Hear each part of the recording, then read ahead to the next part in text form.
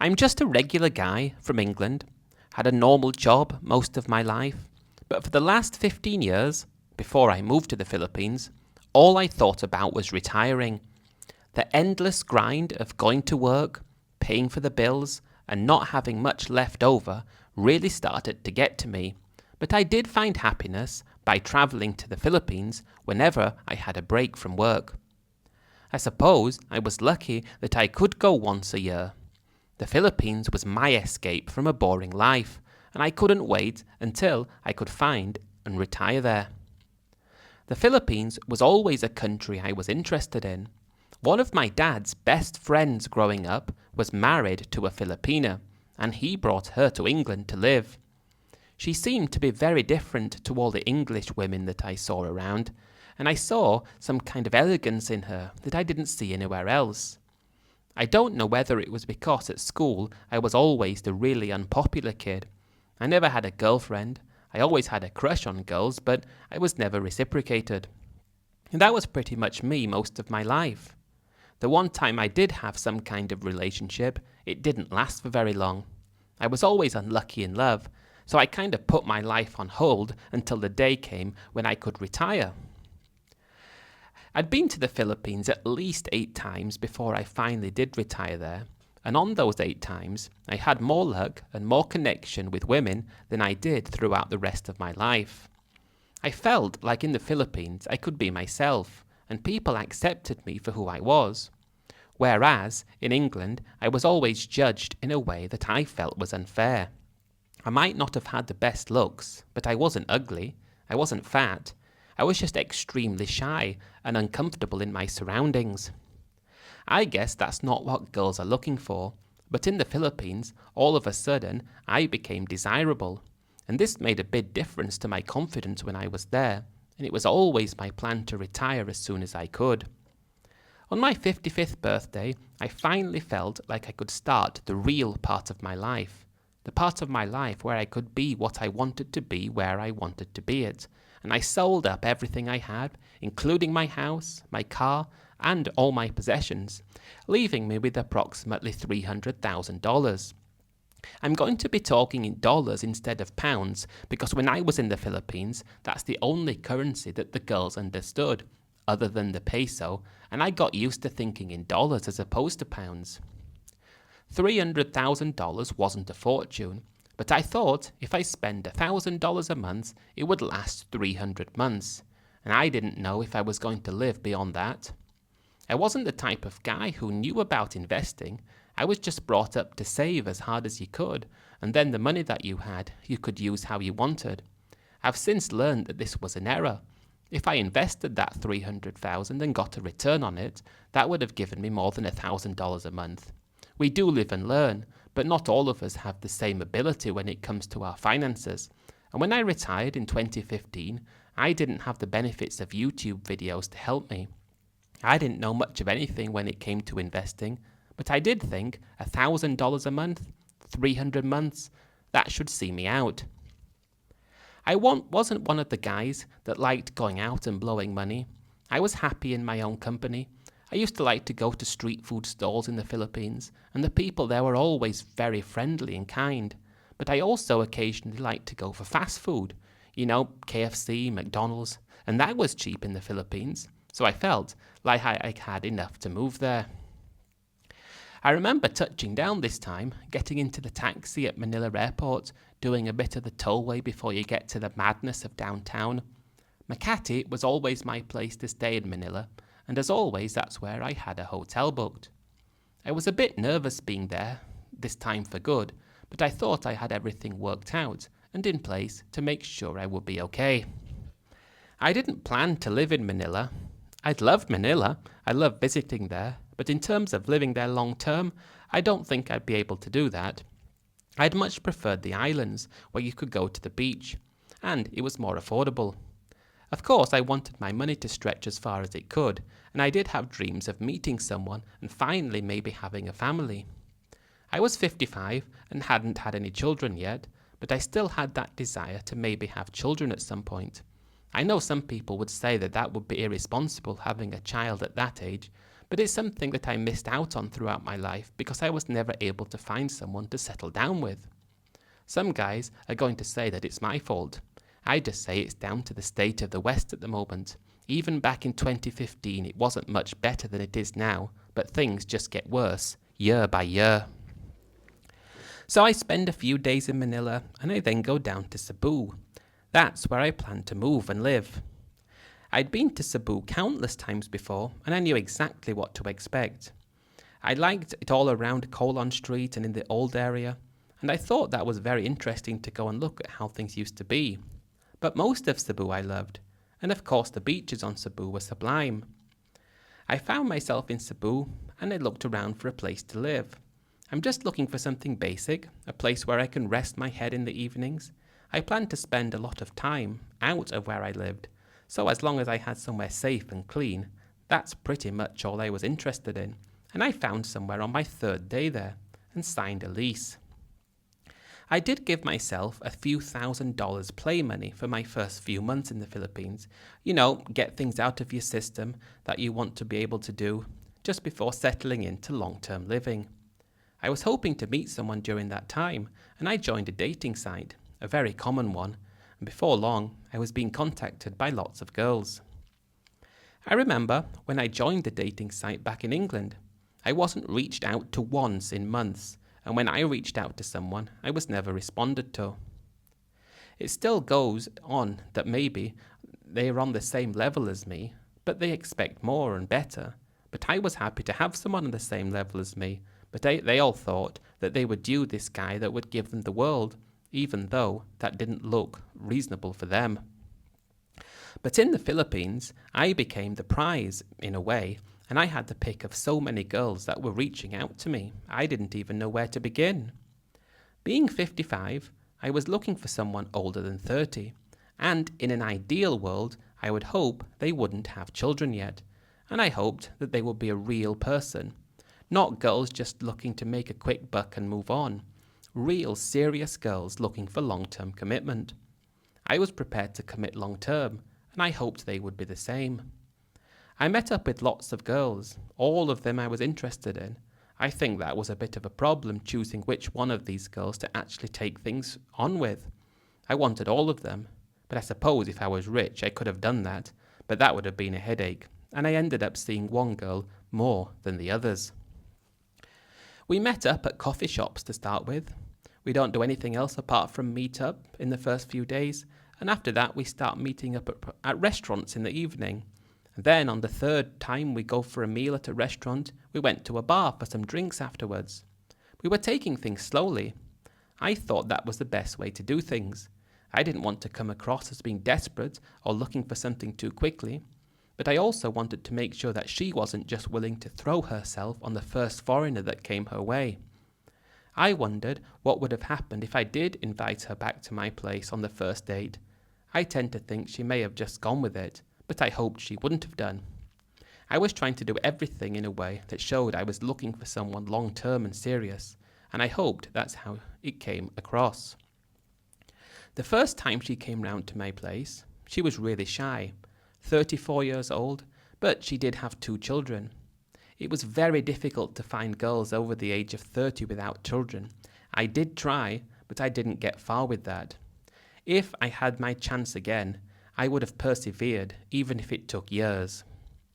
I just had to put up with the fact, though, that she had children, and that her children would always come first. But she seemed to be really keen to make things work. But when she came down to my place, being so shy, I don't know if she was acting or that's who she really was, but it filled me with confidence that this isn't something that she did many times. Perhaps it was due to inexperience on my part, but I thought that girls just acted as they were. She would be who she was around me, but I think she could see my lack of experience and she was trying to play on that by showing that she was similar.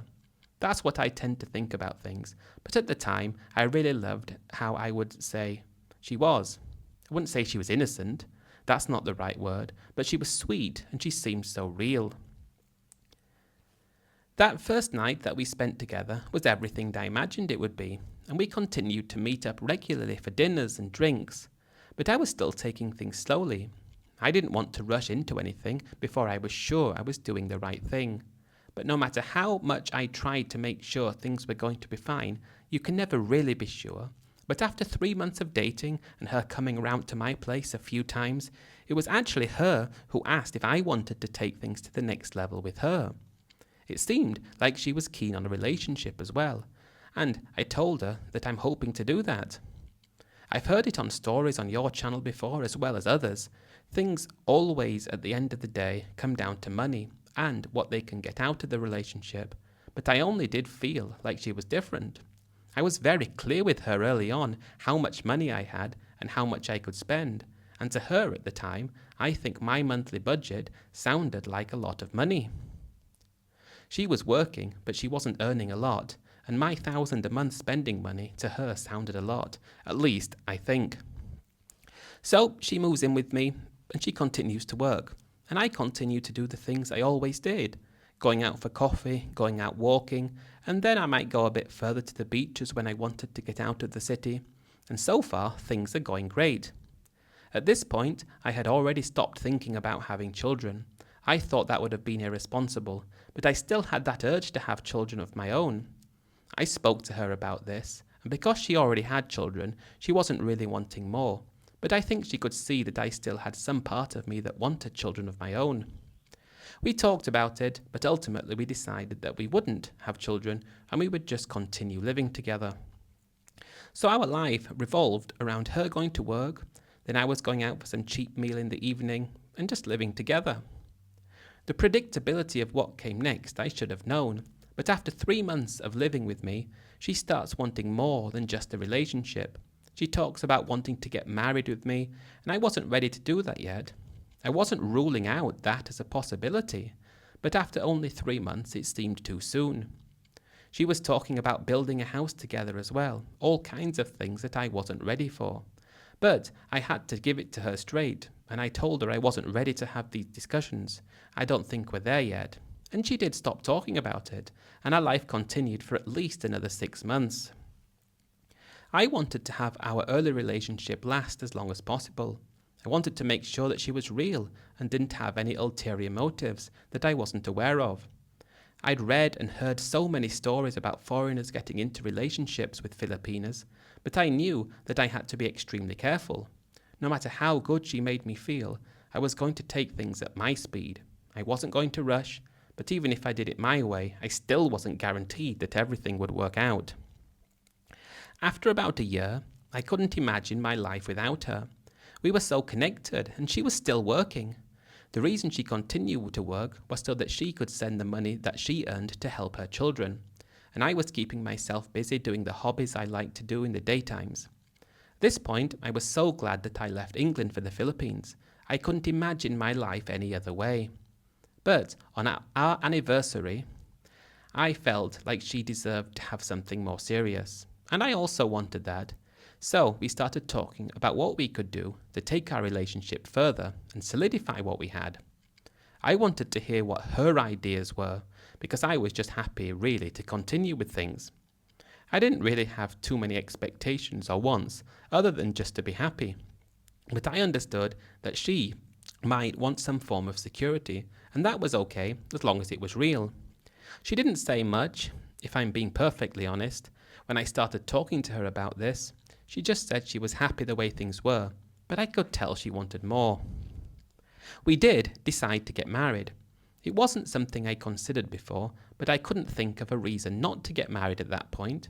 We'd been together a year, we'd been living together like we were married, and if anything, I didn't want her to leave me.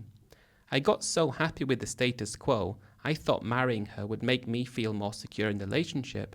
So we got all that done and dusted, and we continued living in the same place, doing the same things, but in a way it felt different now we were married. This was the first time I'd been married. It felt like I had committed to her, and deep down it looked like now that we were married, she sort of expected more out of the relationship than she did before. That was something I wasn't considering. I don't know she would change after we got married. If anything, I thought she would change for the better, not for the worse. I have to give her credit for the fact that she never asked for money for her family. That was something she never did. but she did start talking about maybe needing to have our own place for the future. Instead of continuing to rent, we should buy somewhere. I knew I didn't want to build anywhere close to where her family came from. That was something that was completely out of the question. But maybe buying somewhere, a small house, could be a good idea. We wouldn't have to pay rent anymore, which would mean we could spend less money, which would mean that the money would last longer. Also, that would give her somewhere to live if something happened to me. And this was all sounding good so far. We started looking for a place to buy. There were lots of options, but I didn't want to live in a condominium, and I knew I couldn't own land, but I didn't see any problem with my wife owning it. We continued to look around, and we had a budget that was only small, because I didn't want to spend much, but we found somewhere that was about $50,000. It wasn't new or modern, but it was in an area that we wanted to be, and it seemed like a good buy. So we went ahead and purchased it in my wife's name. We furnished it out real nice, put everything inside that we wanted, and all of a sudden we were now living in our own place. It felt good to have our own place, and I was saving $300 a month in rent. $300 wasn't a lot of money, but I could spend roughly the same amount that I did before because I didn't need the rent. So if I lived there 20 years, it would have paid for itself and we'd still have it. At least that's what I was thinking then. We start living there and things are going great. It was only a small 2-bedroom, but we had everything we needed. Until one day, she said she wanted her children to move in. She had 2 from a previous relationship. That broke down, a 12-year-old and an 8-year-old, and they both currently lived with her parents. Where she lived in the city before was only a tiny place, and there was no room for them. And the place that I rented before, it wasn't really suitable either, and it was never discussed though that this would happen. I wasn't expecting her to spring this on me. I didn't know that her children would come to live with us, but in that situation I didn't know what I was going to say. I'd just spent a big deal of my savings on this house that belonged to her, and I had no say in it. But if her children shared the spare bedroom, I suppose that would be okay. I tried my best to remain positive. I didn't want to come across as being someone who hated their wife's children. But when they moved in, our whole lives changed. They moved to a different school that was in the area, and now I'm finding myself occasionally doing school runs, and I'm living a retired life, but also I'm living the life of someone who should be doing this 20 years younger. But I'm happy in the sense that my wife is very loving towards me, but her children moved in, the amount of stress that I got went through the roof. There was always screaming and shouting in the house. Every time I would go somewhere and come back, they'd be in the living room watching the TV. I couldn't just lounge on the couch in my underwear anymore, which is something I like to do, and I found myself spending time in the bedroom. I bought another TV for the bedroom, and that's where I spent most of my time, apart from when they were at school, and I could be in the living room then. My wife did still continue to work, I will give her that, but I found myself more and more using money for her children, as well as us, and that was definitely not on the cards. She'd be out at work in the afternoons, and that's when I'd have to go and pick up her children from school, and I didn't know how to tell my wife that I wasn't happy to do this. I remembered back to the idea that I wanted to have my own children, and I was so glad that I didn't.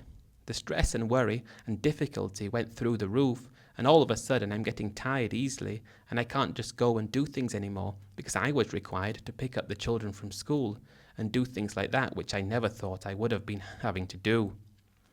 Was it her idea all along for her children to move in when we bought the place? I bet it probably was, but I couldn't really fault her in any other way. I just didn't really want to have anything to do with her children other than, saying hello and things like that. I didn't want to have to wake up early to take them to school and then put off my whole day to pick them up. This led to us arguing a lot more. I just wasn't happy anymore. But credit to my wife, she was trying her best to make me happy, but her children just came first and I had to accept that as much as I didn't like it. She came first for me, and I would have liked to have come first. When I was looking for girls on the dating site all the time ago, one of the biggest things I was after was a girl without children. But finding a girl in her 30s without children, especially in the Philippines, was virtually impossible. I've heard of people doing it, and it is possible, and I should have persevered instead of settling, because now I found myself in the position that I didn't want to be in. I talked to my wife about her children moving back to live with her parents, but she didn't want that. She said, what about if her sister, who still lived with her parents, came and lived with us and looked after the children so I didn't have to? I didn't know what to think. The idea of somebody else, again, living in the house wasn't appealing to me, but I ended up agreeing to it because I saw no other choice. So her sister moved in, and it was her responsibility to take the children to school and pick them up, and make sure they weren't too noisy in the house, and just generally look after them. I didn't get on well with her sister. That was a problem. Her sister was 6 years younger than her, but it never really did anything her whole life. She just lived at home, and that was pretty much her existence. But when she was in the house, she was always very smarmy and rude towards me. My wife tried to prevent her from doing that, but whatever happened, that's just how it was.